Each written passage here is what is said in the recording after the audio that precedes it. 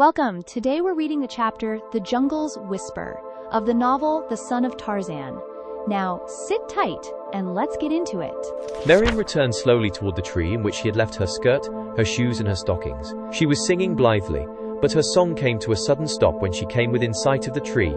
For there, disporting themselves with glee and pulling and hauling upon her belongings, were a number of baboons. When they saw her, they showed no signs of terror. Instead, they bared their fangs and growled at her.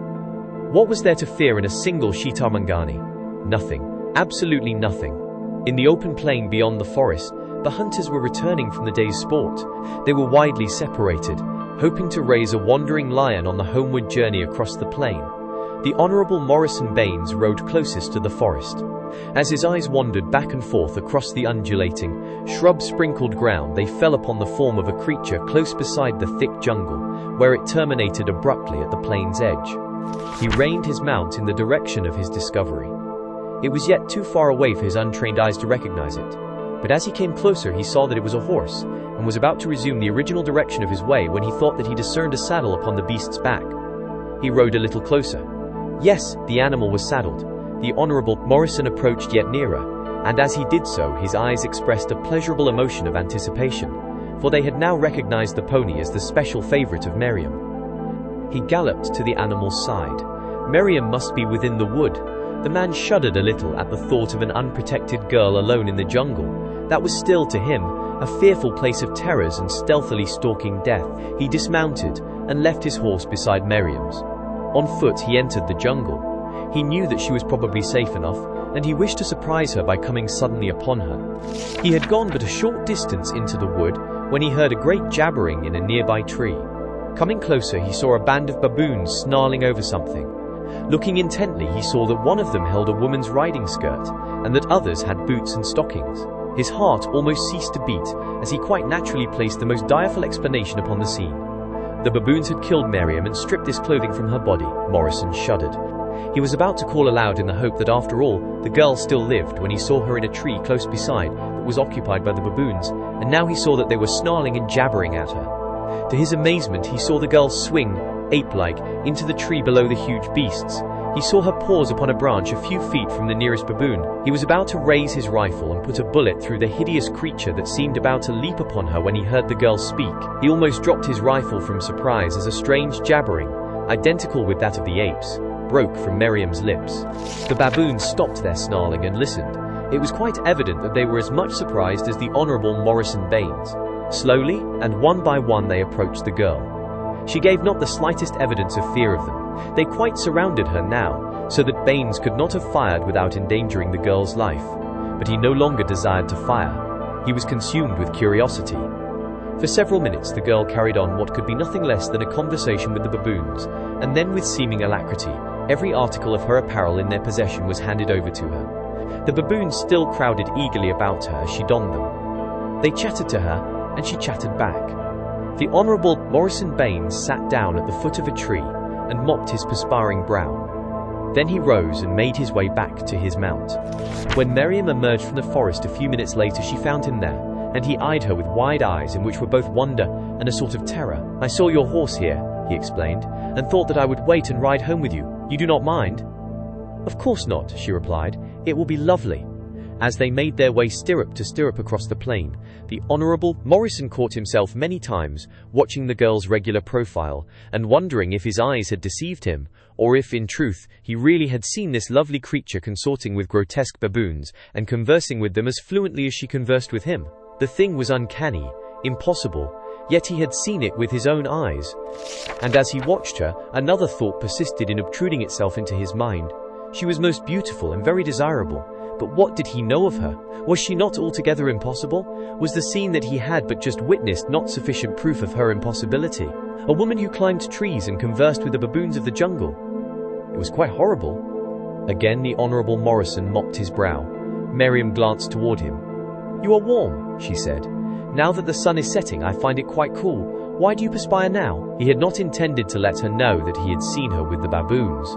But quite suddenly, before he realized what he was saying, he had blurted it out. "I perspire from emotion," he said.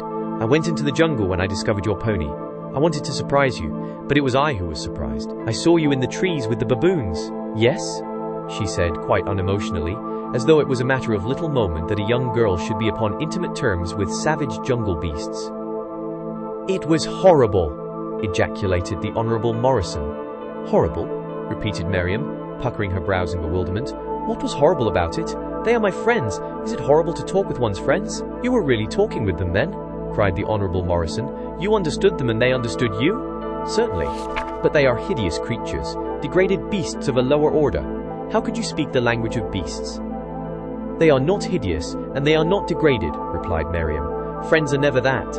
I lived among them for years before Bwana found me and brought me here. I scarce knew any other tongue than that of the Mangani. Should I refuse to know them now simply because I happen, for the present, to live among humans?" "For the present," ejaculated the Honorable Morrison. "You cannot mean that you expect to return to live among them?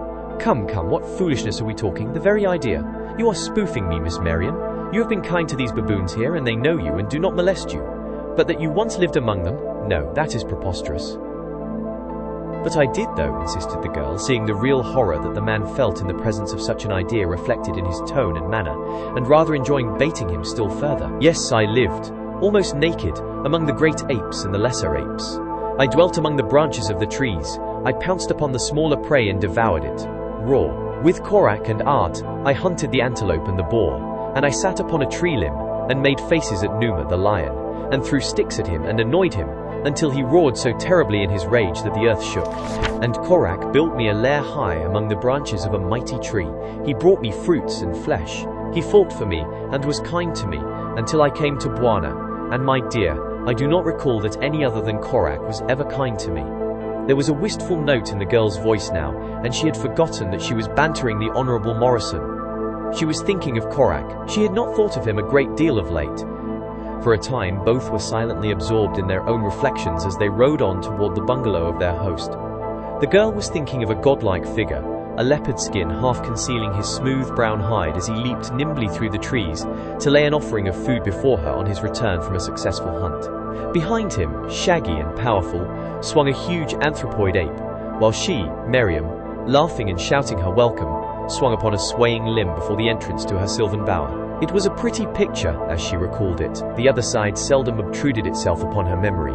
The long black nights, the chill, terrible jungle nights, the cold and damp and discomfort of the rainy season, the hideous mouthings of the savage carnivora as they prowled through the Stygian darkness beneath, the constant menace of Sheeta, the panther, and Hista, the snake, the stinging insects, the loathsome vermin. For in truth, all these had been outweighed by the happiness of the sunny days, the freedom of it all, and most, the companionship of Korak. The man's thoughts were rather jumbled. He had suddenly realized that he had come mighty near falling in love with this girl of whom he had known nothing up to the previous moment when she had voluntarily revealed a portion of her past to him. The more he thought upon the matter, the more evident it became to him that he had given her his love, that he had been upon the verge of offering her his honorable name.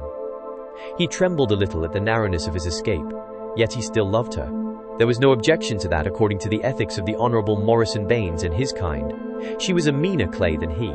He could no more have taken her in marriage than he could have taken one of her baboon friends, nor would she, of course, expect such an offer from him. To have his love would be sufficient honor for her. His name he would, naturally, bestow upon one in his own elevated social sphere. A girl who had consorted with apes, who, according to her own admission, had lived almost naked among them, could have no considerable sense of the finer qualities of virtue. The love that he would offer her then would, far from offending her, probably cover all that she might desire or expect. The more the Honorable Morrison Baines thought upon the subject, the more fully convinced he became that he was contemplating a most chivalrous and unselfish act. Europeans will better understand his point of view than Americans, poor benighted provincials, who are denied a true appreciation of caste and of the fact that the king can do no wrong. He did not even have to argue the point that she would be much happier amidst the luxuries of a London apartment, fortified as she would be by both his love and his bank account, than lawfully wed to such a one as her social position warranted. There was one question, however, which he wished to have definitely answered before he committed himself even to the program he was considering. Who were Korak and Ataut? He asked. Ataut was a Mangani, replied Miriam, and Korak a Tarmangani. And what, pray, might a Mangani be, and a Tarmangani? The girl laughed. You are a Tarmangani, she replied. The Mangani are covered with hair. You would call them apes. Then Korak was a white man? He asked. Yes. And he was He paused, for he found it rather difficult to go on with that line of questioning, while the girl's clear, beautiful eyes were looking straight into his. My what? Insisted Miriam, far too unsophisticated in her unspoiled innocence to guess what the Honorable Morrison was driving at. Why, your brother, he stumbled. No, Korak was not my brother, she replied. Was he your husband then? He finally blurted. Far from taking offense, Miriam broke into a merry laugh. My husband, she cried. Why, how old do you think I am? I am too young to have a husband. I had never thought of such a thing. Korak was... Why? And now she hesitated too, for she never before had attempted to analyze the relationship that existed between herself and Korak. Why, Korak was just Korak. And again she broke into a gay laugh as she realized the illuminating quality of her description. Looking at her and listening to her, the man beside her could not believe that depravity of any sort or degree entered into the girl's nature. Yet he wanted to believe that she had not been virtuous, for otherwise his task was less a sinecure. The Honourable Morrison was not entirely without conscience. For several days, the Honourable Morrison made no appreciable progress toward the consummation of his scheme.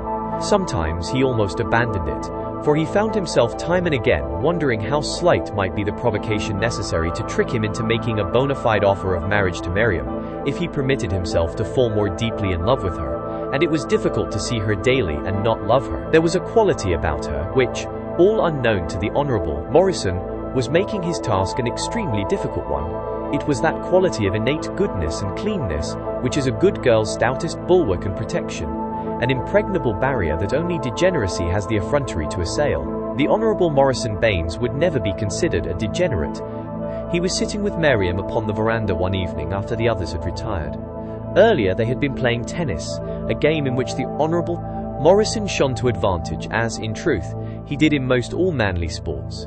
He was telling Miriam stories of London and Paris, of balls and banquets, of the wonderful women and their wonderful gowns, of the pleasures and pastimes of the rich and powerful. The Honourable Morrison was a past master in the art of insidious boasting. His egotism was never flagrant or tiresome. He was never crude in it, for crudeness was a plebeianism that the Honourable Morrison studiously avoided, yet the impression derived by a listener to the Honourable Morrison was one that was not at all calculated to detract from the glory of the House of Baines, or from that of its representative. Miriam was entranced. His tales were like fairy stories to this little jungle maid.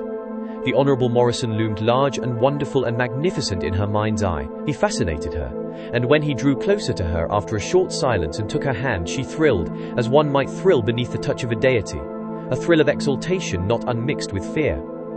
He bent his lips close to her ear. Miriam, he whispered, my little Miriam, may I hope to have the right to call you my little Miriam? The girl turned wide eyes upward to his face, but it was in shadow. She trembled, but she did not draw away. The man put an arm about her and drew her closer. I love you, he whispered. She did not reply. She did not know what to say. She knew nothing of love. She had never given it a thought, but she did know that it was very nice to be loved, whatever it meant. It was nice to have people kind to one. She had known so little of kindness or affection. Tell me, he said, that you return my love. His lips came steadily closer to hers. They had almost touched when a vision of Korak sprang like a miracle before her eyes. She saw Korak's face close to hers. She felt his lips hot against hers, and then for the first time in her life she guessed what love meant. She drew away, gently. I am not sure, she said, that I love you. Let us wait. There is plenty of time. I am too young to marry yet, and I am not sure that I should be happy in London or Paris. They rather frighten me. How easily and naturally she had connected his avowal of love with the idea of marriage. The Honourable Morrison was perfectly sure that he had not mentioned marriage. He had been particularly careful not to do so. And then she was not sure that she loved him. That too came rather in the nature of a shock to his vanity. It seemed incredible that this little barbarian should have any doubts whatever as to the desirability of the Honourable Morrison Baines. The first flush of passion cooled. The Honourable Morrison was enabled to reason more logically. The start had been all wrong. It would be better now to wait and prepare her mind gradually for the only proposition which his exalted estate would permit him to offer her. He would go slow. He glanced down at the girl's profile. It was bathed in the silvery light of the great tropic moon. The Honourable Morrison Baines wondered if it were to be so easy a matter to go slow. She was most alluring. Miriam rose. The vision of Korak was still before her. Good night, she said. It is almost too beautiful to leave. She waved her hand in a comprehensive gesture, which took in the starry heavens, the great moon, the broad silvered plain, and the dense shadows in the distance that marked the jungle. "Oh, how I love it! You would love London more," he said earnestly. "And London would love you. You would be a famous beauty in any capital of Europe. You would have the world at your feet, Miriam." "Good night," she repeated, and left him. The Honourable Morrison selected a cigarette from his crested case, lighted it, blew a thin line of blue smoke toward the moon and smiled. Did you enjoy today's chapter of The Son of Tarzan? Why not subscribe and ring the bell?